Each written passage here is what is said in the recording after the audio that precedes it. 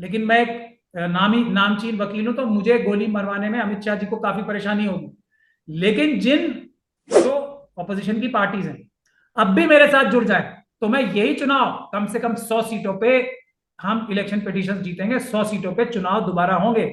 कपिल सिब्बल साहब को, दवे दुष्यंत दवे साहब को, प्रशांत भूषण साहब को और हमारे जितने ये बड़े बड़े लोग हैं, उनसे मैं हाथ जोड़ के निवेदन कर रहा हूं कि चुनाव आयोग को चोर कहना शुरू करें। राजीव कुमार चोर है ये कहना शुरू करें। ये ये वोट देखिए, चुरा रहा है ये कहना शुरू करें। आज अगर एएनआई की स्मिता प्रकाश बैठ के चार ऐसे बड़े उनके साथ ये कह रही है, अजीत अंजुम, अभिसार शर्मा, साक्षी जोशी, ध्रुव राठी, रवीश कुमार, और वो जिक्र कर रही है कि यार जयपुर डायलॉग तो आया नहीं इसमें, ये लोग क्या बूस्ट कर रहे हैं, तो ये इस बात की कंफर्मेशन है, तस्दीक करता है कि देश की जनता को अगर आप सच दिखाएंगे तो सच देखेंगे। जनता भारतीय जनता पार्टी की शक्ल तक देखने को तैयार नहीं थी। जी जी जी। लेकिन ईवीएम के फर्जीवाड़े के माध्यम से फिर भी वो इतनी सीटें ले आए हैं। जी ये सही रिजल्ट नहीं है। तो ये मशीन अपने आप थोड़ी बेईमानी करेगी। एग्जैक्टली exactly, बिल्कुल तो मैं इनमें और आप एक ही बेईमानी पेज हुई में। है। अगर 10 मशीनों में बेईमानी हुई है, तो मेरा कहना यह है कि सारी मशीनों में बेईमानी हुई थी, 10 में सिर्फ पकड़ी गई है कि इन ईवीएम की मशीनों से 20% तक का गड़बड़ और घोटाला किया जा सकता है। इस ईवीएम को दो जगहों से, दो लेवल से मैनिपुलेट किया जाता है। एक सेंट्रल लेवल से, जो कि हैकिंग के माध्यम से। आज भी अगर चुनाव चुनाव आयोग को कराना है, तो वो पेपर बैलेट से होगा, ये कानून है। ईवीएम से चुनाव हो ही नहीं सकता।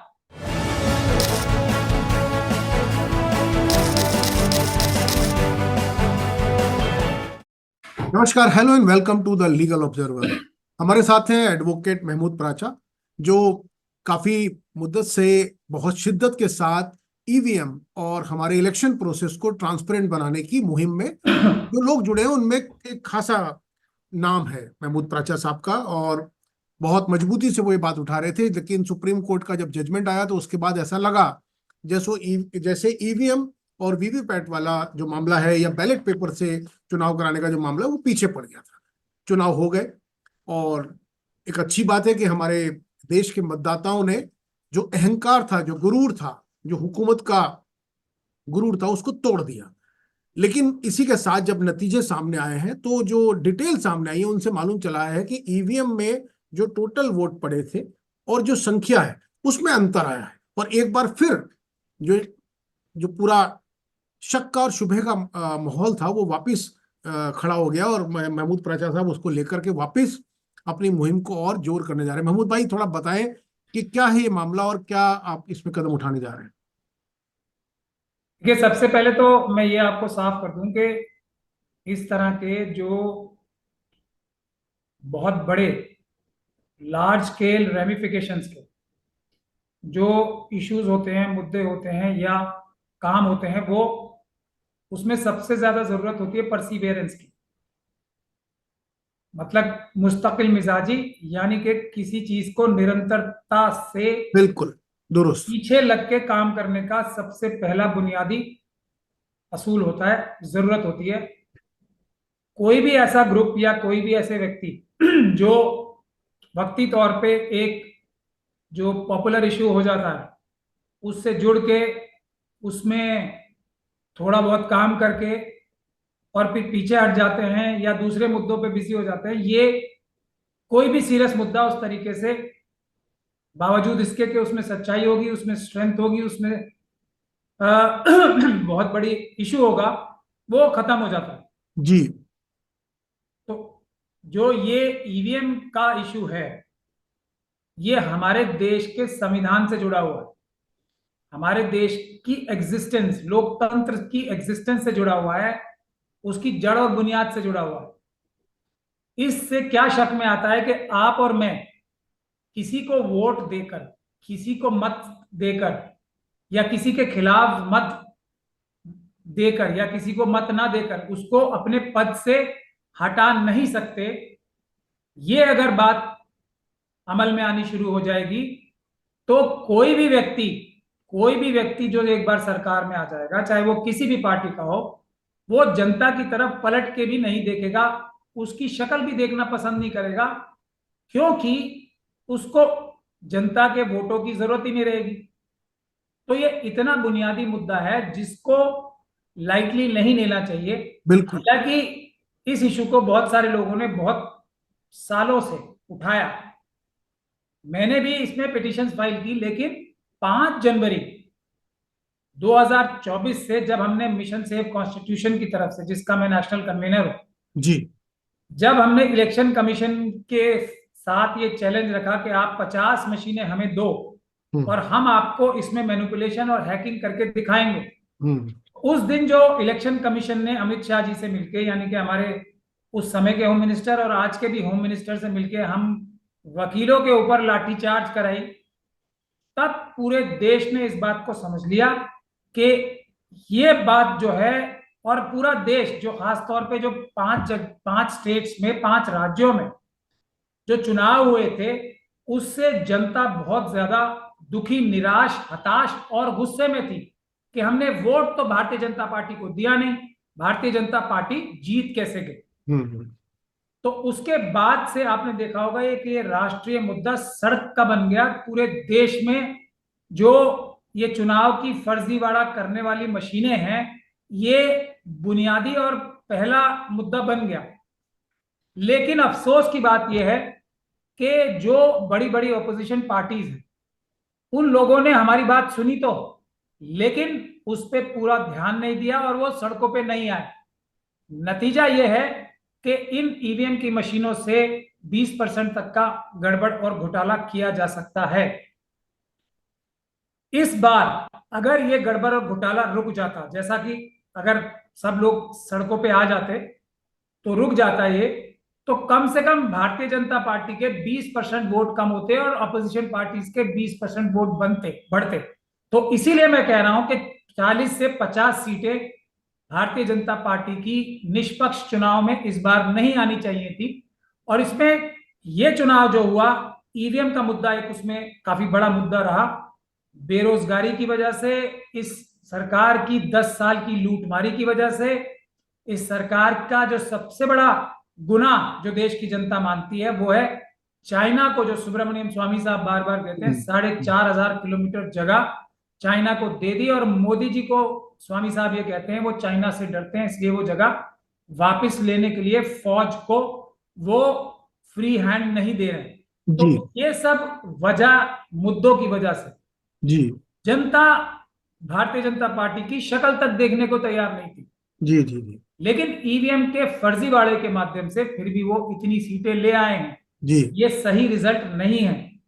तो हमारा जो कहना था, इसीलिए ये बात को मैंने, और जनता का जो दबाव भी एक तरीके से कह ले, पूरे देश से मुझे फोन भी आते हैं और इस देश में अब मुझे ही ईवीएम को खत्म कराने का चेहरा माना जाता। तो मैंने एक क्षण भी इस मुद्दे को नहीं छोड़ा है। मैंने रामपुर में जाके, जो एक मुश्किल कॉन्स्टिट्यूंसी थी, चुनाव भी इसलिए लड़ा उत्तर प्रदेश में जाके कि वो एक मुश्किल स्टेट है, पुलिस प्रशासन वहां पे लोगों के साथ जुल्म और ज्यादती भी करता है। तो मेरे जाने की वजह से जो फर्स्ट फेज का इलेक्शन रामपुर और दूसरी जगहों पे हुआ, वहां पुलिस प्रशासन पे भी एक तरीके से कानून की मानने का दबाव पड़ा।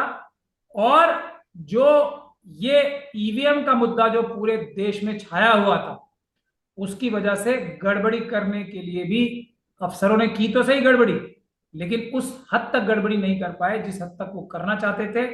इस ईवीएम को 2 जगहों से, 2 लेवल से मैनिपुलेट किया जाता है। एक सेंट्रल लेवल से, जो कि हैकिंग के माध्यम से, जिसके लिए ये भी कहा जाता है कि बीजेपी ने बाहर विदेशों से भी इंजीनियर्स बुला के बिठा रखे थे, हैकर्स बिठा रखे थे। और दूसरा, लोकल लेवल पे जो रिटर्निंग ऑफिसर्स होते हैं उनकी मदद से फिजिकल ईवीएम्स में गड़बड़ी करके, यानी कि ईवीएम को के साथ छेड़छाड़ करके या ईवीएम की मशीनें बदल के गड़बड़ी की जाती है। तो इस बार क्योंकि जनता पूरी ताकत से बीजेपी को हराने के लिए जुटी हुई थी, ईवीएम बीजेपी को जिताने के लिए जुटी हुई थी, तो इन दोनों टकरारों के बीच में ये नतीजा आया है। असली नतीजा इससे बहुत फर्क है। जनता ने बीजेपी को पूरी तरीके से नकार दिया है, लेकिन अभी भी हमारी जो बड़ी पॉलिटिकल पार्टीज हैं वो इस बात की ग्रेविटी को नहीं समझ रही हैं। मोदी जी ने एनडीए की पार्लियामेंट हाउस की मीटिंग में 6 मिनट तक ईवीएम के बारे में क्यों बोला है कि बिल्कुल, ईवीएम मैं का वो क्या आपसे पूछने वाला था कि उन्होंने भी ये बात उठाई, मोदी साहब ने वहां पे चुनाव आयोग की बड़ी तारीफ की। मोदी जी ने वहां उस नैरेटिव को ये मोड़ देने की कोशिश की, देखिए साहब हमें कम सीटें मिली हैं, मैंने उन्होंने जिक्र नहीं किया, लेकिन उन्होंने अपोजिशन की सीटें बढ़ने का बड़े कटाक्ष के साथ, बड़े सटायर के साथ उन्होंने जिक्र किया कि कुछ लोगों को थोड़ी सी ज्यादा सीटें मिल गई हैं। और उसका हवाला देते हुए उन्होंने ये जस्टिफाई करने की कोशिश की कि ईवीएम की अर्थी निकल गई, ईवीएम मतलब की ईवीएम मशीनों में की। गड़बड़ नहीं थी कोई, ये क्लीन चिट लेना चाह रहे हैं वो, आप उसके पीछे उनका हिडन एजेंडा समझिए हाँ, मैं कि समझ हमारी गया। सीटें कम हो गई, अब तो ईवीएम में गड़बड़ी नहीं है। एग्जैक्टली मैं भी वही बात कह रहा हूं। और जी। चुनाव आयोग ने भी, जो वो कभी चुनाव आयोग में दो तीन बातें मैं आपसे करना चाहूंगा इसमें। इसके तीन अलग अलग मसले हैं। एक तो राजनीतिक मसला है, एक हाईली बिल्कुल प्योर टेक्निकल मसला है जिसका जिक्र अभी आपने किया कि ईवीएम में टेक्नोलॉजी के जरिए से सेंट्रल लेवल की हैकिंग और एक लोकल लेवल की मैनिपुलेशन, टेम्परिंग, ये एक टेक्निकल साइड हो गई। और तीसरी साइड वो जो आपने भी बताया, जिसका जिक्र शायद आपने कहा है कि आप पिटीशन फाइल करने वाले हैं, कि ईवीएम में जो गिनती हुई है कि वोट कितने पड़े और ईवीएम की मशीनों ने कितने गिने। तो मैं बात क्या कह रहा हूं, देखिए, जो हमारे जिन लोगों ने भी सुप्रीम कोर्ट में बार बार पिटिशंस डाली हैं और 40 के करीब पिटिशंस डिसमिस हुई, मेरा उनसे डिफरेंस ऑफ ओपिनियन है। पहली चीज तो सबसे बड़ी गलती जो ये सब लोग कर रहे हैं, वो अपनी बहस या आर्ग्यूमेंट या अपना केस रखते टाइम वो ये बोलते हैं कि हमें चुनाव आयोग पे कोई शक और शुबा नहीं, चुनाव आयोग के अधिकारियों पे हमें शक और शुबा कोई नहीं है। ये जो अप्रैल की जजमेंट भी आई फर्स्ट फेज के बाद 26 अप्रैल को, उसमें भी ये फर्स्ट पैराग्राफ यही लिखा गया है, आपने देखा होगा कि एट द हम उनकी आउटसेट इंटीग्रिटी पे डाउट नहीं कर रहे हैं, लेकिन हम चाहते हैं कि प्रोसेस ट्रांसपेरेंट हो all the जाए। petitioners हाँ, in one voice in unison have said that we have no doubt over the integrity। ये फिर आप, ये सबसे बड़ी गलती है। लेकिन हम लोगों का केस इससे बिल्कुल उल्टा है।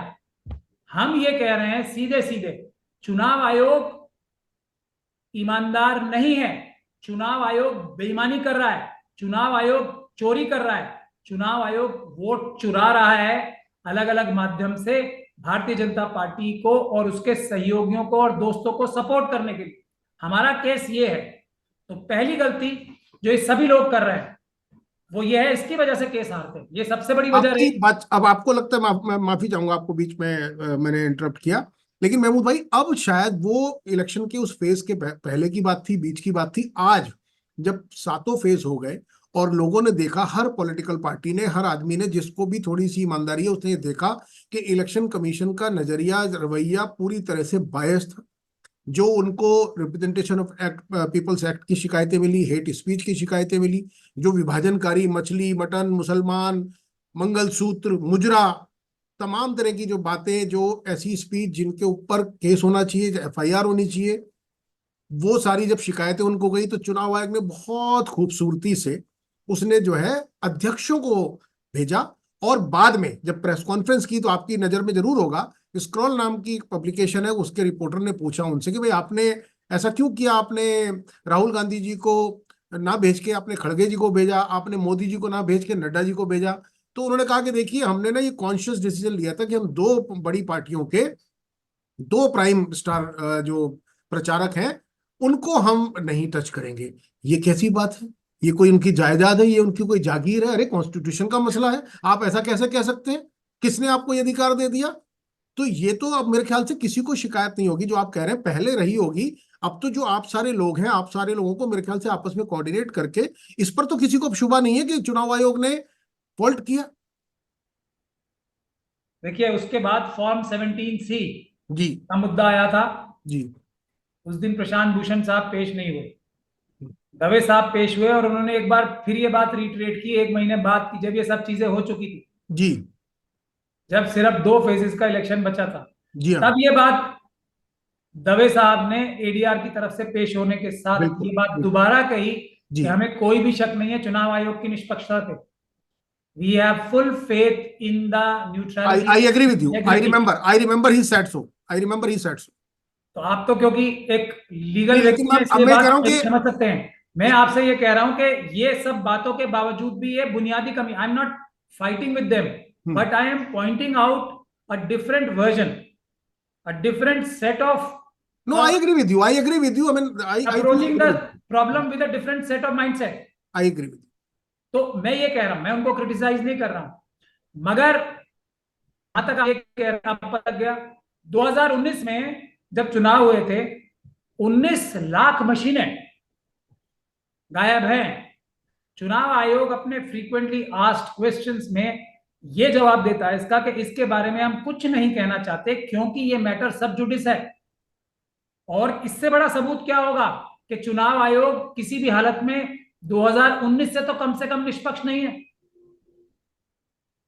चुनाव आयोग हम लोगों को बात करने को तैयार नहीं है, हम लोगों को ईवीएम दिखाने के लिए तैयार नहीं है। हम जो क्या इससे बड़ा सबूत क्या होगा जब इतना बड़ा एजिटेशन चल रहा है और वो ये कह रहा है, चुनाव आयोग के राजीव कुमार जी ये कह रहे हैं कि हम लोग आपको ईवीएम की मशीन नहीं दिखाएंगे।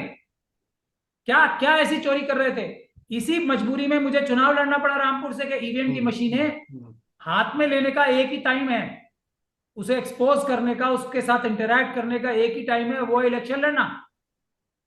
तो मैं आपको ये कह रहा हूं कि ये जो आप बात कह रहे हो मैं इससे एग्री नहीं कर सकता, क्योंकि ईवीएम की वजह से ही, बाकी चीजें छोड़ दीजिए, ये भी छोड़ दीजिए कि कितने सारे लाखों करोड़ों वोट जो चुनाव आयोग के अधिकारियों की जिम्मेदारी है वो वोटर लिस्ट से गायब है, खासतौर पे वीकर सेक्शंस के। हाँ, ये सारी पब्लिक एनोमलीज डोमेन में है थी। ना सारी जी, चीजें। उसके देखिए, बाद भी, और ये आज नहीं हो रहा है, ये तो सालों से हो रहा है ना, उसके बाद भी अगर ये स्टेटमेंट दी जाती है तो मैं इससे एग्री करने को तैयार नहीं हूं। I can not bring myself no, I agree with you, I agree with agree you. With this proposition of. तो पहली गलती ये। दूसरी गलती जो 40 पिटिशन हम आ रहे हैं, and I am raising a very important because this is a legal channel, I have to say all this. दूसरी सबसे बड़ी गलती कि बिना कोई सबूत इकट्ठे किए, and that if you have read the judgment, दोनों जजमेंट जो इस बार जो उन्होंने 17C के लिए भी बोला है, जो एफिडेविट फाइल किया चुनाव आयोग ने, और जो 26/4/2024 की जजमेंट है खन्ना साहब की, उसमें भी ये बात कही गई है, बार बार कही गई है कि the petitioners are not bringing any proof yes, exactly, to substantiate और सपोर्ट देयर एलिगेशंस। तो ये दोनों बड़ी कमियां हैं, और इन दोनों बड़ी कमियों को दूर करके अब हम केस डालना शुरू कर रहे हैं। पहला केस हमने डाला जो रामपुर के चुनाव लड़ते टाइम डाला हमने, कि ईवीएम से चुनाव हो ही नहीं सकता। ओके, कानूनी पोजीशन ये है आज भी। रस्तोगी साहब अगर आप देखेंगे तो आज भी अगर चुनाव आयोग को कराना है तो वो पेपर बैलेट से होगा, ये कानून है। Section 59 of Representation of People's Act. Even today, now if the election commission announces an election, has to be by way of ballot paper. Is it? दूसरी बात, उसके बाद अगर वो ईवीएम से चुनाव, मशीनों से चुनाव करा सकते हैं, नॉट कराना चाहते हैं, तो इंडिविजुअली उन्हें कॉन्स्टिट्यूएंसी वाइज नोटिफिकेशन या ऑर्डर निकालना पड़ेगा कि इन वजह से, इन एक सेट ऑफ वजह से हम इस कॉन्स्टिट्यूएंसी में ईवीएम से या मशीनों से चुनाव कराना चाहते हैं। ये कानून आज का है, आफ्टर दे हैव। तो हमने अपने चुनाव में आरओ से पूछा, ये कहा कि जी हम तो पेपर बैलेट से चुनाव चाहते हैं, आप हमारा पेपर बैलेट से चुनाव कराइए। उसने माना इस बात को, मेरे रिटर्निंग ऑफिसर ने, चुनाव आयोग अगर हमें आदेश करेगा तो हम आपका चुनाव अभी। मुझे याद है आपने ये बात मुझसे चुनाव के दौरान भी कही थी, जब आप वहां पर्चा दाखिल कर चुके थे, मेरा आपसे इंटरव्यू हुआ था, हमारे ही चैनल पे आपने ये बात कही थी। और फिर चूंकि मुद्दे इतने सारे आ गए कि वो बात रह गई। तो मैं उसी के बात कही थी, आपको बता रहा हूं कि हमने हाई कोर्ट में रिट पिटीशन डाली। जैसे ही हमने रिट पिटीशन डाली और हियरिंग के 2 दिन बचे, सिर्फ 2 दिन पहले चुनाव आयोग ने हमें एक नोटिफिकेशन ईमेल के माध्यम से भेज दिया। ये नोटिफिकेशन ये कहता है कि देश में 2024 में जितने भी चुनाव हो रहे हैं 543 लोकसभा सीटों पर और बाकी असेंबली सीटों पर, वो ईवीएम के माध्यम से होंगे। ये नोटिफिकेशन उन्होंने हमें भेजा।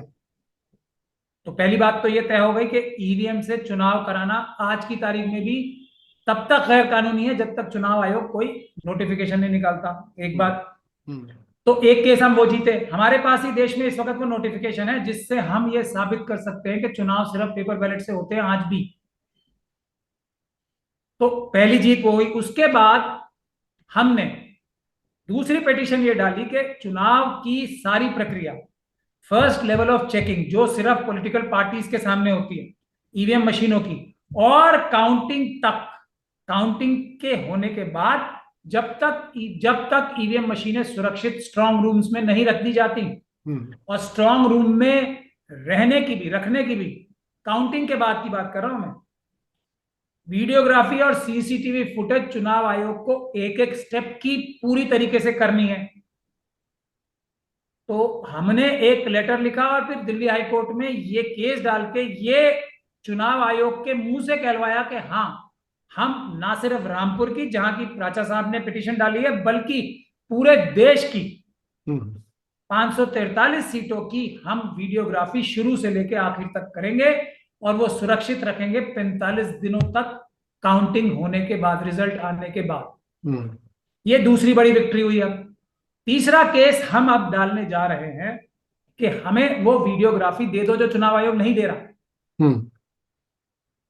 देखिए, सिर्फ आपने ये रामपुर जो का ही नहीं, बल्कि पूरे देश की 543 की वीडियोग्राफी और सीसीटीवी फुटेज हम लेने का केस डालने वाले हैं। देखिए साहब, वो तो 17C का भी डेटा अपलोड करने को तैयार नहीं है। वो तो अभी 40 लाख 44 लाख कौन आदमी दे सकता है हिंदुस्तान में, अगर किसी को रिकाउंटिंग की बात करनी हो, जो इन्होंने नई नोटिफिकेशन जारी की है कि आप इस हिसाब से, वो देखिए कितना पैसा है, वो कहाँ से उतना पैसा आदमी लेकर आएगा। तो चुनाव आयोग ये चुनाव को आसान बना रहा है या मुश्किल बना रहा है? यही मैं सवाल कर रहा हूँ। उन्होंने जो ये बात सुप्रीम कही, कोर्ट के सामने बड़ा क्वेश्चन है अब। लेकिन मैं मैं उसी पर आ सुप्रीम रहा हूँ। कोर्ट जाना ही नहीं चाहता। मैं हम्म आपको इसीलिए कट शॉर्ट कर रहा हूं यहाँ पे। हम्म सुप्रीम कोर्ट जाना मेरे ख्याल से बेवकूफी होती है, हम्म मेरा ये मानना है। और सुप्रीम कोर्ट बार बार ये बात कहती है कि आप हमारे पास सीधे क्यों आ जाते। जी जी। मैं तो बिल्कुल नहीं जाना चाहता सुप्रीम कोर्ट, जब हम्म तक के हम प्रक्रिया पूरी ना करें नीचे से लेके ऊपर तक। हम्म सुप्रीम कोर्ट क्यों जाना है? वो कोई फर्स्ट कोर्ट नहीं है ना, हम्म तो लास्ट कोर्ट है। आप जी। लास्ट कोर्ट में सीधे चले जाते हो। तीसरी हम्म बड़ी गलती करते हैं जो सब लोग। हम्म उससे क्या होता है, इश्यू तो बड़ा हो जाता है, लेकिन इशू एक जैसे गुब्बारे में एक सुई चुभती है ना, और वो फट जाता है या खत्म हो बिल्कुल जाता बिल्कुल बिल्कुल। है, वैसे हो जाता है। क्योंकि फाइनल स्टेज पे आप बगैर सबूतों के चले गए और सुप्रीम कोर्ट का फैसला हुआ और पूरे देश में निराशा छा जाती है। बिल्कुल नहीं जाना चाहिए सुप्रीम कोर्ट। जी। तो क्या लाइन ऑफ एक्शन प्रचा साहब आप देख रहे हैं, तो क्योंकि हम चुनाव, जी। हम प्रैक्टिकल लाइन ऑफ जो एक्शन होना चाहिए, जो रिजल्ट ओरिएंटेड है, जी। जो विक्ट्री ओरिएंटेड है, जो न्याय ओरिएंटेड है, जो जस्टिस ओरिएंटेड है, वो है। अब हम पहले तो हम ये लगा रहे हैं पिटीशन कि हमें वीडियोग्राफी दो, रामपुर की भी कॉन्स्टिट्यूंसी की और पूरे देश की दे दो मुझे। हम्म जैसे ही मेरे पास ये आ जाएगी 543 की 543, मेरे पास सब बेईमानियों इलेक्शन कमीशन की, इंक्लूडिंग 17C के जो झूठ बोले हैं उन्होंने, ओके। वो सबकी वीडियोग्राफी आ गई, तब इसके केस डालने पड़ेंगे 543 के 543 सीटों पे। और वो केसेस कहां डलेंगे? पहला काम हम करने जा रहे हैं कि हम एक एफआईआर दर्ज कराएंगे कि ये जो अपराध किए हैं चुनाव आयोग के अधिकारियों ने, बीजेपी और दूसरे उनके सहयोगियों के साथ मिलके, दूसरे लोगों ने जो ये सारे अपराध किए, उस पर आप एक एफआईआर दर्ज कीजिए और उस पर इन्वेस्टिगेशन कीजिए। और उसके बहुत सारे सबूत हमने रामपुर में तो वीडियोग्राफी बना रखी है सब, ये ईवीएम मशीनों की सीलें खोलते हुए, तोड़ते हुए और प्रोटोकॉल को ब्रेक करते हुए सैकड़ों लोगों द्वारा। हम्म तो ये रहे वहां सबूत। तो वहां तो ये शिकायतें भी थी ना आपके यहाँ के, बहुत सारे मुस्लिम समाज के लोगों को अंदर ही नहीं जाने दिया जा रहा था, उनको भगाया गया, ऐसा भी सामने वो आया। वो वो तो अभी एक और बहुत दूसरा बड़ा मुद्दा है। बहुत बड़े बड़े मुद्दे हैं, लेकिन एक मुद्दा जो हमने ईवीएम का पकड़ा है, इसको हम समाप्त कर लेंगे तो हम 50% चुनाव की निष्पक्षता इंश्योर कर लेंगे।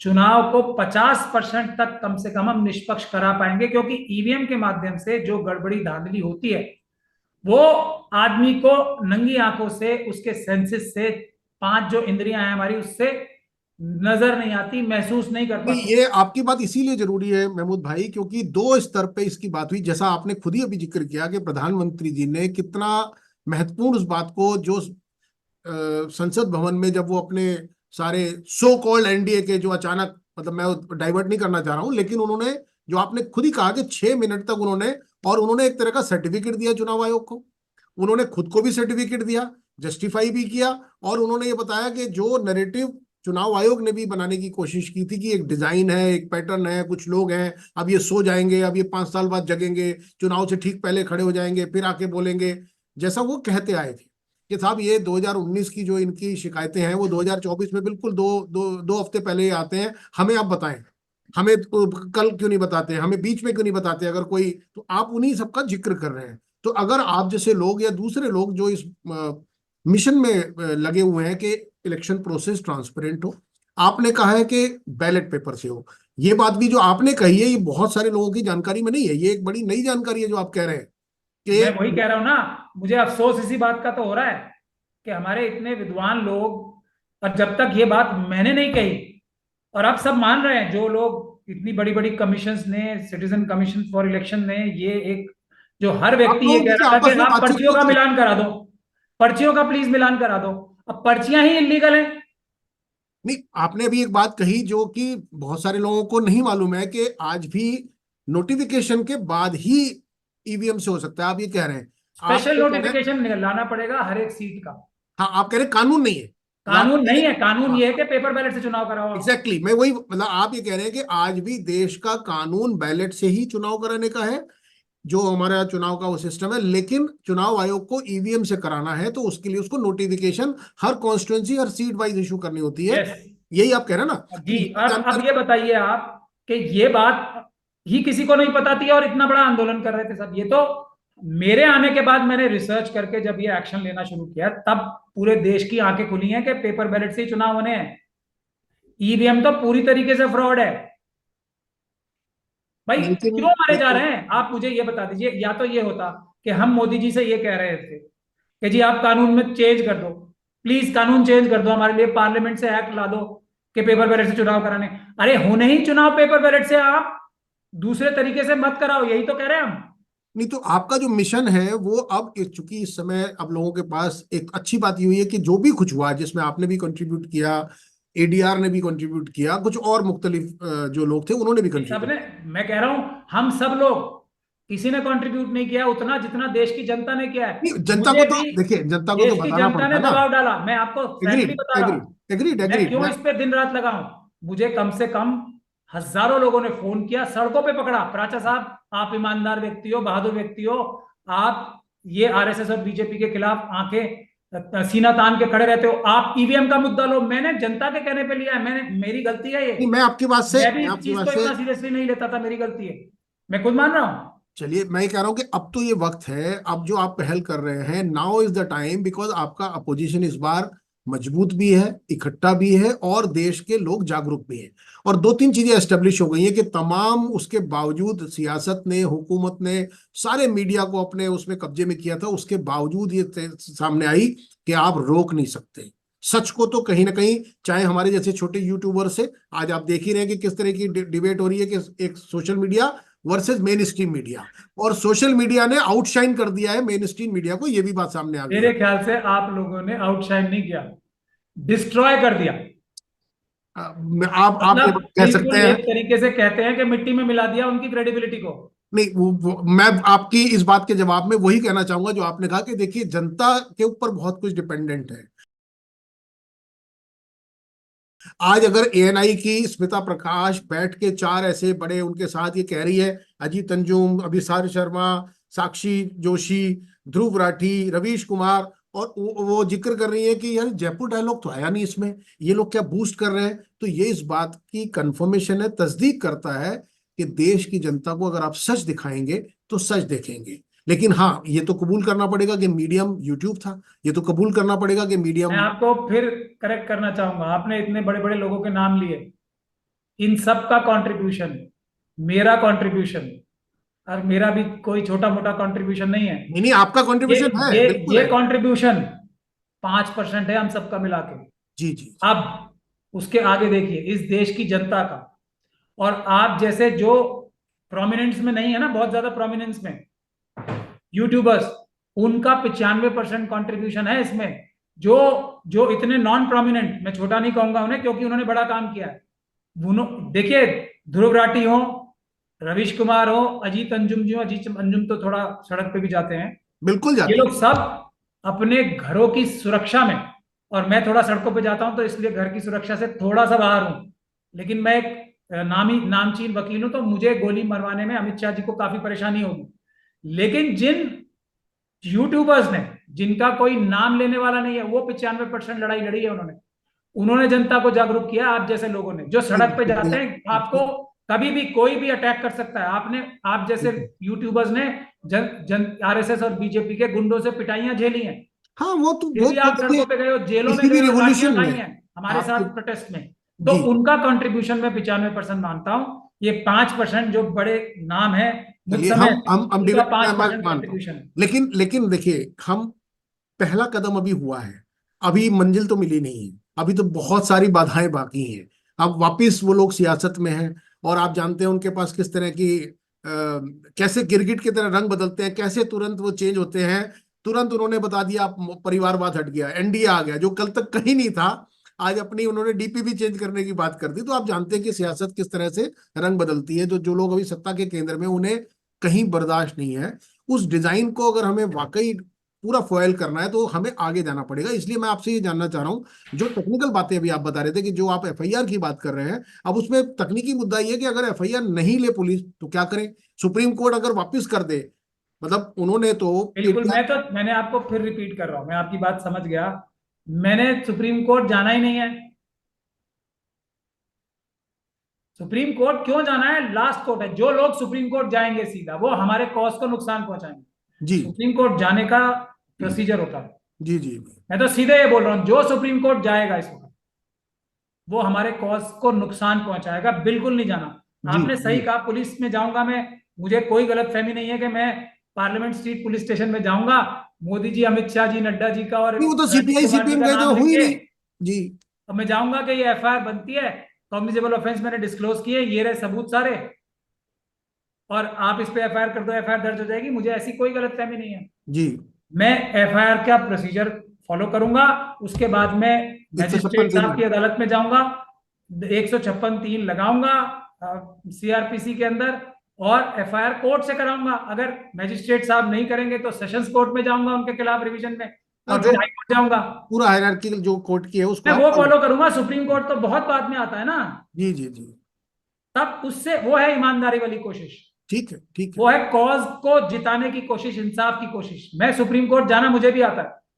मैं अभी पिटीशन फाइल करके सबसे पहले जाके खूब मेरी ताली बज जाएगी, नहीं पूरे नहीं, वो दुनिया आपकी में बात, नाम हो जाएगा, आपके अप्रोच से मैं पूरा इत्तेफाक रखता हूँ। और सुप्रीम मैं कोर्ट थोड़ा के सा, जजेस को गाली भी पड़ जाएगी। अब इस वक्त देश की जनता जो है गुस्से में आके सुप्रीम कोर्ट के जजेस तक को नहीं, वो गलत ट्रोलिंग से तो गलत कुछ बोल रही हासिल है। नहीं होगा ना, ट्रोलिंग से तो कुछ हासिल नहीं होगा। मैं वही कह रहा हूं ना। तो गलती हमारी खुद की भी है उसमें, 50%। हम सीधे सुप्रीम कोर्ट चले गए और गाली सिर्फ सुप्रीम कोर्ट के जजेस को पड़े, वो मुनासिब नहीं है, नहीं नहीं, ठीक है। गलत बात है वो। तो हम प्रोसीजर से जाएंगे, और जब हम सुप्रीम कोर्ट जाएंगे तो हमारे पास इतना मटेरियल होगा कि हम्म। सुप्रीम कोर्ट को ना कहते हुए काफी मुश्किल होगी। तो आपने जो अभी एक तो आप कह रहे हैं कि एफआईआर की तरफ आप बढ़ रहे हैं, और आप दूसरी बात, जो ये जो डिफरेंस ऑफ वोट की बात आ रही है काउंटिंग में और एग्जैक्ट, वो थोड़ा सा खुलासा करेंगे? देखिए, दूसरा, मैं आपको, हमारी बात छूट गई बीच में, हम वीडियोग्राफी ले रहे हैं। हाँ। तो अगर बैंक डकैती की, चोरी की वीडियोग्राफी मिल जाएगी तो चोर पकड़ने के लिए ज्यादा मेहनत करनी नहीं, वो तो पड़ेगी। आप मांग रहे हैं, वो नहीं देंगे तो फिर उसके लिए भी तो मैं क्या अदालत में कह जाना रहा हूं, पड़ेगा। मैं क्या कह रहा हूं, मैंने अब तक ये ऑर्डर, क्या इम्पॉसिबल ऑर्डर नहीं था कि सब 543 की 543 सीटों की वीडियोग्राफी चुनाव आयोग ने मांगी, मानी कि हम करा रहे हैं और कराएंगे। तो ये हो गई। अभी मैं क्या कह रहा हूं कि अगर ये जो ऑपोजिशन की पार्टीज हैं अब भी मेरे साथ जुड़ जाए, तो मैं यही चुनाव कम से कम 100 सीटों पे हम इलेक्शन पिटीशन जीतेंगे, 100 सीटों पे चुनाव दोबारा होंगे।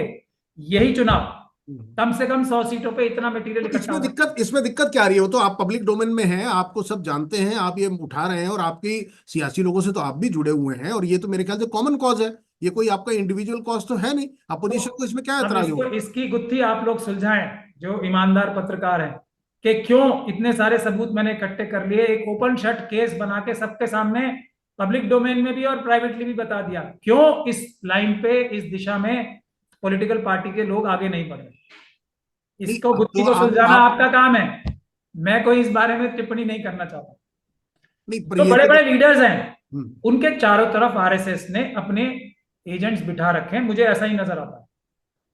ये जीती हुई बाजी, हारे हैं अब भी, मेरा मानना है ये इंडिया गठबंधन, ये सरकार सीधी सीधी सरकार इंडिया गठबंधन की बन रही थी, सीधी सीधी लड़ाई हारे हैं ये। जनता ने लाठियां खा के, गोलियां खा के, धूप में, इस भयंकर गर्मी में खड़े रह के, अपनी तबीयतें खराब करके वोट देके बीजेपी को हराया था। हम लोगों की सबकी गलती है, और सबसे बड़ी गलती पॉलिटिकल पार्टीज की है कि वो उस जनता की ताकत का इस्तेमाल करके सत्ता में नहीं आ पाए। ये उनकी बड़ी गलती है, जिसको हमें आज नहीं तो कल मानना पड़ेगा। तो आपकी चुनाव नहीं पिटीशन, जीती है बीजेपी। जी, आपकी पिटीशन में या आपकी लड़ाई में आप इस बात को भी ले रहे हैं कि जो इंदौर में हुआ, जो सूरत में हुआ, कि बिल्कुल, नोटा। अब मैं आपको आपके सवाल का जवाब देता हूं कि ये हजारों की संख्या में, और ये संख्या जो निकल के आ रही है, इसको भी इलेक्शन कमीशन ब्रश असाइड कर रहा है, ये कह के कि ये जो मॉक पोलिंग होती है उसके वोटिंग में ओवरलैप हो गया होगा, ये हो गया होगा, वो हो गया। हम्म। ये जो नकली बहाने बाजी राजीव कुमार जी कर रहे हैं ट्विटर हैंडल के माध्यम से और प्रेस में बोल के, इस सब चोरी को पकड़ने का काम हमारा है। इसीलिए तो हम कह रहे हैं कि चोर हैं, वो चोरी कर रहे हैं। हम्म। मुझसे बात नहीं करेंगे क्योंकि मैं सबूत दूंगा। आपने रिप्रेजेंटेशन कोई जमा किया वैसे बिल्कुल चुनाव आयोग बिल्कुल जमा कर रखी है, मुझसे तो बात ही नहीं करेंगे वो, मैं इस बात को जानता हूं। में? दुनिया भर से बात करेंगे, दुनिया भर की जवाब देंगे, मुझसे बात कर लेना, लाइव बात कर ले, उसी दिन दूध का दूध पानी का पानी हो जाएगा। पर मैं क्या कह रहा हूं, ये करोड़ों लोग वोटों की चोरी की है। अब जब कोई चोर चोरी करता है, हम्म। और बहुत चालाक चोर है, और ऐसा चोर है ये जिसके पास एक विश्वसनीयता का लबादा भी है, जो कि हमारे खुद लोगों ने भी दिया है, और एक संविधानिक निष्पक्षता का लबादा भी ओढ़े हुए है। ऐसा व्यक्ति अगर धोखा कर रहा है हम्म। तो वो तो बहुत केयरफुल चोर है ना, बहुत एकम्पलिश्ड चोर है, बहुत एक तरीके से समर्थ चोर है। जी जी जी। और उसके साथ भारतीय जनता पार्टी, उसके साथ बड़े बड़े पदों पे बैठे लोग हैं, नहीं, वो तो बात हो ही रही है, प्रधानमंत्री। नेक्सस नेक्सस तो यही है कि भाई इतना हुकूमत। मजबूत, इतना मजबूत चोरी छुपाने के लिए, वोटों की चोरी छुपाने के लिए मजबूत नेक्सस है।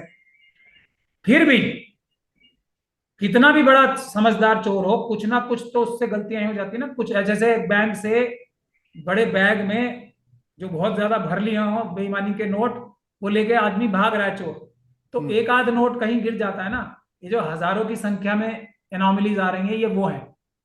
और उससे भी महत्वपूर्ण और मजेदार बात यह है, चुनाव आयोग खुद ये बात कह रहा है कि ईवीएम द्वारा, ये ईवीएम लाने का एक सबसे बड़ा रीजन तो इसमें यही है कि आप इसमें थोड़ा जी बताएं, थोड़ा बताएं आखिरी कि। वोट तक हम्म।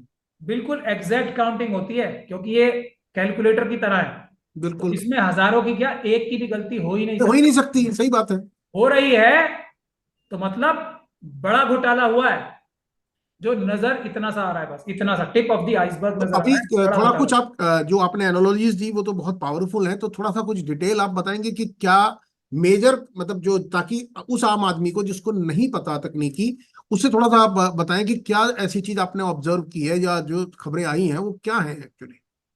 देखिए, 450 सीटों, वोटों का फर्क, हम्म। ये करीब एक साढ़े बूथ पे, चार सौ एक बूथ पे या पूरी असेंबली या पूरे पूरे कॉन्स्टिट्यूंसी? पार्लियामेंट में काउंटिंग में, कि इतने वोट पोल्ड हुए जी ईवीएम में, पेपर बैलेट पे नहीं, जी जी। मतलब पोस्टल बैलेट नहीं। पोस्टल बैलेट की बात नहीं कर रहे नहीं, हैं। हाँ। और इतने काउंट हुए, उसी में 450 वोटों का फर्क तो सिर्फ रामपुर में है। और वहां टोटल कितने वोटर हैं रामपुर में? वहां टोटल राजन। करीब करीब 17-18 लाख वोटर है टोटल। तो सत्रह जो अठारह वोट लाख दिए हाँ। वो करीब 10-11 लाख लोगों ने वोट दिए। जी।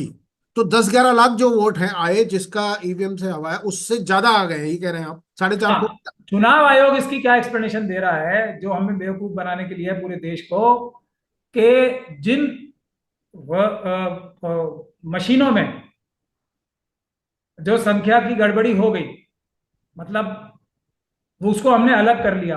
नहीं, ये पता कैसे चला? आप जरा एक मिनट बिल्कुल लेबन के हिसाब से, क्योंकि देखिए आप उसमें पूरा अंदर हैं, तो आप उस प्रॉब्लम सही को सही बात। हाँ, बिल्कुल चीजें पता ही सत्रह नहीं। सौ 1700 1800 मशीनें थी, हैं चोरी की मशीनें। उसमें से कुछ मशीनों में टोटल वोट पोल्ड, ठीक है, जो फॉर्म 17C में भी लिखा होता है और हाँ। उस दिन खुलता भी है, हम्म। टोटल वोट पोल्ड जितनी थी, जितने वोट डले मशीनों में, हम्म। और इतने काउंट किए, तो उसमें समझ लीजिए आप करीब 25, 30, 40 मशीनों में वोटों का अंतर आ गया मशीन के अंदर। नहीं, तो यही चीज मैं, चुनाव, ये एक मिनट रुक जाइए, यहाँ जरा रुक जाइए, अब ये बात समझ आ सकता ही नहीं मैं, नहीं नहीं, सिवाय एक मिनट, इसके नहीं नहीं, के हमने इस पे चोरी की वीडियो बनाई मशीनें थी। हैं। नहीं, हमने इस पे कोई वीडियो सब बनाई आ थी। ही नहीं सकता ना फर्क। आप सही यही कहेंगे ना कि मशीन में एक वोट का भी फर्क कैसे आ गया। नहीं, मैं वो समझने की और थोड़ा उसको तसव्वुर, उसका एक तबसरा करने की कोशिश कर रहा हूँ लोगों के लिए कि एक्चुअली क्या हुआ। हमने ये वीडियो डाली थी और सभी बहुत सारे चैनलों ने की थी कि पूरी प्रक्रिया क्या होती है जब आप ईवीएम को खोलते हैं, जो मशीन रखी गई है। अब एक एक बूथ पे सपोज करिए 1000 वोट है, 1000 रजिस्टर्ड वोटर हैं। उसमें से बाइफर्केशन होगा कि 700 मेल होंगे और समझ लीजिए कि 300 फीमेल होंगे, अभी भी उस सब ट्रांसजेंडर। में क्यों जाना है आपने, वो ठीक सब है, मशीन में नहीं होता है, करेक्ट, नहीं नहीं, वो आ रहा वो हूँ। फॉर्म 16 में होता है। हाँ, तो वो करेक्ट, तो मान लीजिए 800 वोट पड़े, चलिए हम उस पर आते हैं कि 800 लोग वोट देने आए। अब ये आंकड़ा कहां से मालूम चलता है? ये आंकड़ा मालूम चलता है ईवीएम में जो 800 वोट पड़े, हाँ, उसी से मालूम चलेगा ना। और ये उस दिन मालूम चल जाता है कि टोटल पोल्ड 800, करेक्ट। उसके बाद वो मशीन सील हो गई, सील लगने के बाद स्ट्रांग रूम में जमा हो गई। अब 4 तारीख को वो मशीन खुली। मशीन खुलने के बाद जो प्रोटोकॉल है कि आप उसको मैच करिए, उसका नंबर देखिए, उसका कंट्रोल यूनिट का नंबर देखिए, सील ठीक है कि नहीं वो देखिए, वीडियोग्राफी के साथ खोल लीजिए। खोलने के बाद ये डेटा तो आपके पास है कि 800 वोट पड़े थे। आपको अब इसमें से ये चेक करना है 800 में से किस किस कैंडिडेट को, कितने कितने, किस पार्टी को, करेक्ट करेक्ट। जी। तो जब आप खोलेंगे तो 800 में कैसे 840 कैसे होगा? यही तो होगा ना, 800 के तो नहीं, 800। 800 में क्या हो गया यही यही मजेदार बात है। हाँ अब मशीन में से निकलना क्या था कि इसमें 800 वोट पोल लें। हाँ, अब या तो निकले कि इसमें 840 वोट पोल हो गए, जी या ये निकले कि 755 वोट पोल लें। जी, करेक्ट। तो अब इसका क्या फ्रॉड क्या राजीव कुमार जी कर रहे हैं, वो ये कह रहे हैं कि हमने ये सारी मशीनें जो थी ना, जैसे ये इस तरह की मशीनों का जो गिनती थी वो 20 थी एक कॉन्स्टिट्यूंसी में, या 25 थी, या 50 थी। हम्म ये सारी मशीनों की जो ये गड़बड़ी है, जो वोटों में ऊपर नीचे हो रहा है या फर्क आ रहा है, वो हमने अलग करके रख दी। अब हम अगर चुनाव में इन सारी मशीनों की जो वोटों की जो डिफरेंस आ रहा है, जैसे सपोजिंग रामपुर में आया 450 वोटों का, पर यहां अगर चुनाव ही जो जीता गया है 1 लाख वोटों से ज्यादा से जीता गया है, तो हम्म अब हम इन मशीनों की गड़बड़ी को क्यों परवाह करें? क्योंकि ये 450 वोट तो 1.5 लाख जो 1.25 लाख वोट से जीते हैं उसमें फर्क ही नहीं डाल सकते। नहीं नहीं, पर ये तो अलग मसला है ना। ये तो तो ये काउंटिंग। मैं क्या कह रहा हूं, हम्म फ्रॉड। हम्म फ्रॉड क्या कर रहे हैं? तो हम उन्हें गिनेंगे ही नहीं, हम उनको एड्रेस ही नहीं करेंगे कि ये मशीनें तो बेकार होंगी, चलो उन्हें छोड़ भी दिया, तब भी ये कैंडिडेट जीत या हार जाता, क्योंकि इन नहीं, बट मशीनों दिस के can't be the total vote logic, से this can't be the logic of law ना, दिस ये कांट बी। ये ये लॉजिक एक चोर दे सकता है, और वही चोर ये लॉजिक दे रहा है। हम तो इतनी बात कर रहे हैं ना, इसीलिए कपिल सिब्बल साहब को, दवे दुष्यंत दवे साहब को, प्रशांत भूषण साहब को, और हमारे जितने ये बड़े बड़े लोग हैं उनसे मैं हाथ जोड़ के निवेदन कर रहा हूं कि चुनाव आयोग को चोर कहना शुरू करें। राजीव कुमार चोर है ये कहना शुरू करें, ये ये वोट देखिए, चुरा रहा है ये कहना शुरू करे, इससे हासिल नरेंद्र नहीं मोदी होगा को ना जिताने के लिए। महमूद भाई, इससे हासिल नहीं होगा। लोगों को अच्छा इसी से लगेगा। हासिल होगा। मैं कह रहा हूं ना, बहुत सारा प्रॉब्लम इसीलिए आई है कि इतने बड़े बड़े लोगों ने निष्पक्ष बताया राजीव कुमार जी को, इसी से सबसे बड़ी प्रॉब्लम आ रही ये है। ये तो मसला थोड़ा सा हम अलग चलेंगे। देखिए, हर अप्रोच का फर्क हो सकता है। आप थोड़े से हार्ड हेडेड व्यक्ति हैं, मैं आप हार्ड जुझारू हेडेड क्रांति। व्यक्ति नहीं हूं मैं अच्छा अच्छा, आप पूछ लीजिए, आप पूछ लीजिए। जब वो वीडियो पे बोलते हैं, मतलब तब तो वो घुमा फिरा के यही बोलते हैं चुनाव आयोग बेईमानी कर रहा है, कोर्ट में जाके क्यों बोलते हैं? मैं आपकी बात से इत्तेफाक रखता हूं, लेकिन या देखिए, फिर आप देखिए, ये बताइए कि मैं गलत बोल रहा हूँ। आपने अपने पीछे जिनकी फोटो लगाई है अम्बेडकर साहब की, आप ये देखिए, आजादी की लड़ाई में तमाम तरह के लोग थे, सबने अपने तरीके से कंट्रीब्यूशन दिया। अब मेरे पीछे भगत सिंह की फोटो है, भगत सिंह तो लड़े थे, उन्होंने गोली चलाई। गांधी जी ने गोली नहीं चलाई, बोस ने कुछ अलग तरीके से किया, तो सब लेकिन हाँ, ऑब्जेक्टिव सबका एक था, आजादी। तरीके अलग अलग थे। तो यहां अब पर मैं क्या कह रहा हूं, मैं चलिए, मैं बहुत ही हार्ड हेडेड व्यक्ति हूँ, और बाकी सब लोग कम हार्ड हेडेड व्यक्ति है, या ज्यादा इंटेलिजेंट है मुझसे, या ज्यादा नहीं, सोबर मैं है, सिविल इंटेलिजेंस, है। I think we should not get into नहीं दैट नहीं, मैं क्या इंटेलिजेंस। कह रहा हूँ कि अभी तो ये भी तो आजादी की एक तरह से, आजादी बचाने की, संविधान बचाने की लड़ाई हो बिल्कुल रही है। बिल्कुल, देखिए, तो हम आज सबका तो मकसद एक है, भगत सिंह मकसद एक को है। अभी फांसी नहीं चढ़ा दिया ना, अभी तो मैं जिंदा हूं। हमें बैठ के एक प्लेटफॉर्म पे आना चाहिए ना। एग्जैक्टली यही मैं कह रहा हूं। तो तो देखिए, अभी भी, लेकिन डायलॉग, एक प्लेटफॉर्म पे तो जब ही आएंगे जब ये बात मानी जाएगी कि ये लोग चोर हैं, और चोर को चोर कहना जरूरी है। नहीं, चोर तो शायद वो भी अपने अंदाज में कहते हैं। आपने देखिए, आज मुझे लगता कि किसी को इस पर कोई डिस्प्यूट होगा, जिन्होंने भी उस वक्त ये कहा था कि हम इंटीग्रिटी की बात नहीं कर रहे, मेरा ये कॉन्फिडेंस है आज वो भी ये बात नहीं कहेंगे, क्योंकि जिस तरह का बिहेवियर इलेक्शन कमीशन ने बाद में दिखाया। और फिर जिंदाबाद है कपिल सिब्बल जी की, प्रशांत भूषण जी की और दुष्यंत दवे जी की, मैं कोट जिंदाबाद करना नहीं चाहूंगा, करूंगा। नहीं, मैं कोट करना चाहूंगा करण थापर के इंटरव्यू में दवे साहब ने ही बोला कि ये तीनों चीजों का वायलेशन है, इन पर एफआईआर होनी चाहिए, तो उन्होंने तब भी बोला। अब तो वो इंटीग्रिटी की बात नहीं कहेंगे, उससे पहले कह तो चुके थे। कोर्ट में क्यों बोला? मेरी आंखों के सामने, मेरा दिल, मैं वो तो खड़ा था, पीछे मैंने वो इंटरवेंशन उसके डाली थी। बाद उस वो आपकी आपकी उसके बात से बाद पहले, करण थापर जी को इंटरव्यू देके, उसके बाद दिया उन्होंने इंटरव्यू। हो सकता है अब उनके देखिए विचार बदलते हैं, जब कोई तथ्य सामने आता है तो तो लोगों के हम बदलते विचार बदलने की थोड़ी सख्त लैंग्वेज में कोशिश कर रहे हैं कि वो विचार बदले। ये राजीव कुमार जी और मोदी जी इतने शरीफ और भोले भाले व्यक्ति नहीं है, ये सिविलिटी से काबू नहीं आएंगे। इनके साथ इनको इनकी भाषा में एड्रेस करना पड़ेगा, इनको बताना पड़ेगा कि जेल हम भी तुम्हें भिजवाएंगे। अगर मोदी जी के दबाव में हो तुम, तो दबाव सरकार भारत के संविधान का भी दबाव रहना चाहिए तुम पे, हैं। छोड़ेंगे हम लेकिन भी नहीं। हाँ, अब आप ये देखिए ना, वो ये भी एक तर्क सामने आया कि अमृतपाल जीता। वो कह रहे अगर ईवीएम की मैनिपुलेशन होती तो कौन जीतने था अमृतपाल को, वहां इंजीनियर ये साहब फिर वही बात आ जीते। गई, कौन जीतने देता? जिसने जितवाया। पूरी सिख कम्युनिटी को एक सवालिया निशान लगाने के लिए पंजाब में क्या मोदी जी और उनके मंत्री कोशिश नहीं कर रहे हैं? हम्म, सिख कम्युनिटी हमारे देश की सबसे वफादार कम्युनिटी में से एक है, सबसे बहादुर कम्युनिटी से एक है। No doubt, no doubt. Punjab में प्रॉब्लम क्रिएट करने की कोशिश क्या भारतीय जनता पार्टी नहीं कर रही है? नहीं, वो तो राजनीतिक आप चीजें जानते ही तो मैं हैं। वही कह रहा हूं ना। कश्मीर में अब इंजीनियर साहब जीते, उन्होंने उमर तो अब्दुल्ला को भी मैं क्या हराया, कह रहा सज्जाद हूं, लोन को भी हराया। ईवीएम, आप मुझे ये बता दीजिए, ईवीएम से चुनाव में गड़बड़ हो, ईवीएम में गड़बड़ी हो सकती है नहीं हो सकती? नहीं भाई, आप तो कह ही रहे हैं कि उसमें मैं नहीं हैकिंग कह हो रहा, सकती है। हाँ, इनसे इनसे कहलवा दीजिए, चुनाव आयोग से इतना बड़ा झूठ नहीं बोल नहीं, पा रहे हैं आज लेकिन भी। अब एक चीज तो वो माननी पड़ेगी कि जो जो सुप्रीम कोर्ट ने भी एक रास्ता छोड़ा था, उन्होंने भी देखिए उस दिन पिटिशन वो नहीं की। उन्होंने कहा कि भाई अब मैं प्रोसेस को इस समय टॉपल डाउन नहीं कर सकता, और let let this matter be handled by the main bench, regular bench. तो अभी तो वो रास्ता खुला है। ये फॉर्म 17C वाला रास्ता खुला है। नहीं, हम होलिस्टिक बात ईवीएम कर का रहे हैं। रास्ता मैं हम आपको तो बता होलिस्टिक रहा हूँ। बात कर रहे हैं, हम तो होलिस्टिक बात कर रहे हैं कि ये जो डिस्क्रिपेंसी अब सामने आई है, अब इसकी लाइट में तो किसी को कॉल लेनी पड़ेगी, अगर इसको ठीक से रखा जाए, इसको ठीक से बात किया जाए, और देश में एक व्यापक जागरूकता इस वक्त बनी हुई है। तो आप लोग या दूसरे लोग, जो भी लोग इस लड़ाई को आगे ले जा रहे हैं, इस बात को कह रहे हैं, जो जिनको ऊपर वाले ने, या जिनके पास ये सलाहियत है, जिनके पास ये नॉलेज है, उनको मुझे लगता है एक आपस के डिस्प्यूट को या आपस के अप्रोच को, ये डिस्प्यूट है ही नहीं, कोई अप्रोच है, मेरा अप्रोच अप्रोच तो अप्रोच का एक फर्क है, अप्रोच का फर्क है, डिस्प्यूट तो नहीं है, अप्रोच का फर्क है है। आपकी। अच्छा ये है, मैं बोल रहा हूँ हमसे बेईमान तो बोलना शुरू करें, तो कुछ तो हमारे बीच में गैप कम हो रहा है, वैसे ऐसा नहीं है।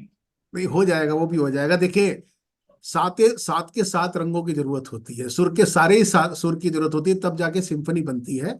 मेरे ख्याल से वो मुद्दा नहीं बनना चाहिए। मुद्दा अभी ये, जैसे आपने एक बात बताई कि एक तो आपने ये चीज एस्टेब्लिश की कि वहां नंबर ऑफ वोट्स जितने पोल्ड हुए थे उससे कुछ ज्यादा निकले, तो ये कितनी क्या सीटों कम के निकले? साथ जी, कम निकले या ज्यादा निकले? जो काम टेक्निकली पॉसिबल ही नहीं है। एग्जैक्टली मतलब आप ये कह रहे हैं, मैं लोगों को समझा दूं, अगर किसी को थोड़ा, महमूद भाई जरा तेवर वाले नहीं, आदमी। मैं अपनी और एक भाषा में समझा, सबके पास कैलकुलेटर होता है, हाँ, मैं कैलकुलेटर ही कहने वाला था कि बस तो वो कैलकुलेटर में चेक अगर कर। दो और दो जोड़ेंगे, मैं वही बोलने वाला था। मैं कैलकुलेटर निकाल के अभी बताने की कोशिश कर रहा था कि ये, ताकि लोगों को बिल्कुल क्लियर हो जाए कि जब हमारे पास कैलकुलेटर होता है, अब ये कैलकुलेटर है, तो कैलकुलेटर में दो और दो अगर डाला जाएगा तो चार आएगा। आप यही कह रहे हैं, कैलकुलेटर मैं में ये कह दो। रहा हूं कि अगर इसमें 10 बार एक दबाया जाएगा तो 10 बार एक एक एक एक करके आएगा।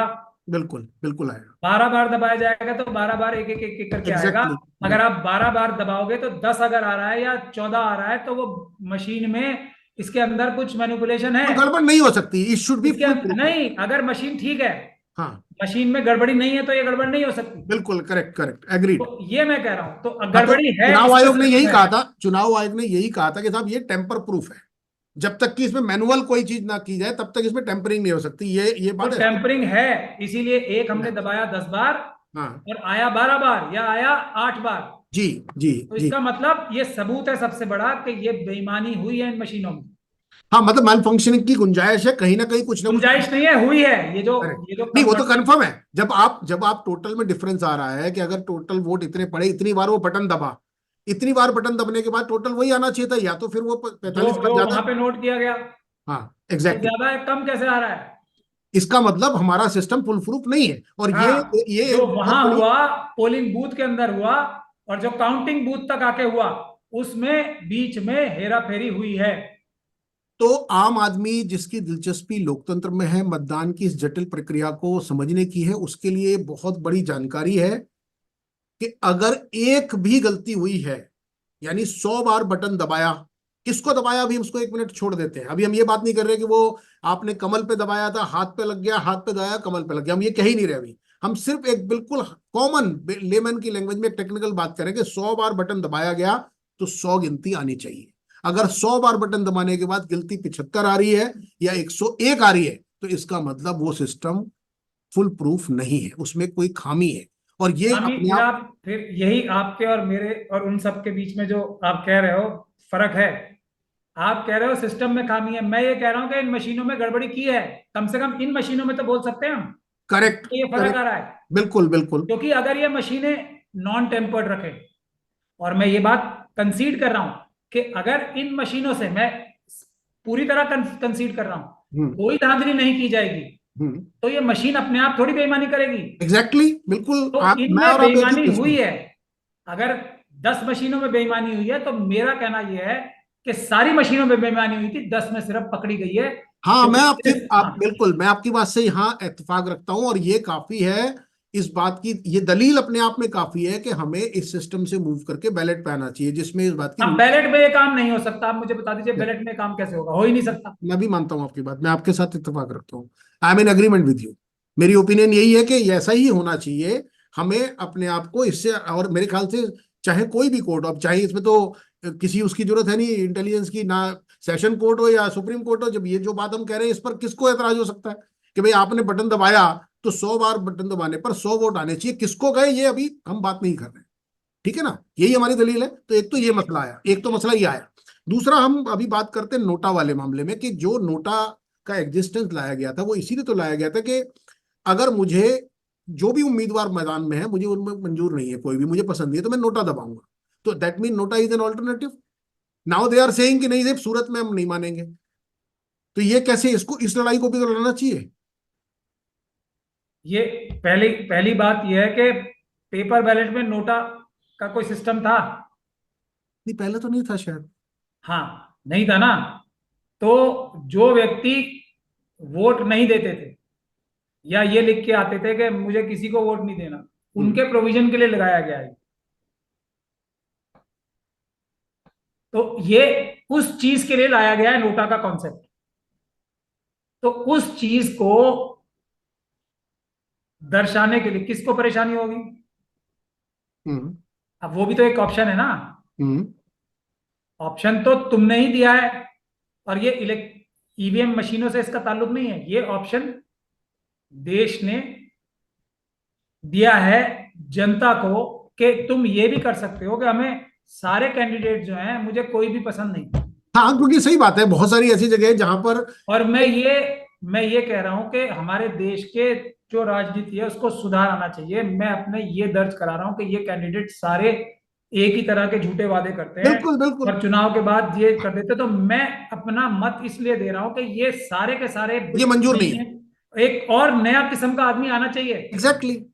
तो ये ये ऑप्शन भी तो महत्वपूर्ण ऑप्शन है, और आज के दौर बिल्कुल में बहुत बिल्कुल ज्यादा महत्वपूर्ण है ये। बहुत जरूरी। I agree with you, fully agree with you. तो इसको आप, क्योंकि आपने बेईमानी करते टाइम ये कभी सोचा ही नहीं था कि नोटा से भी हमें प्रॉब्लम हो जाएगी।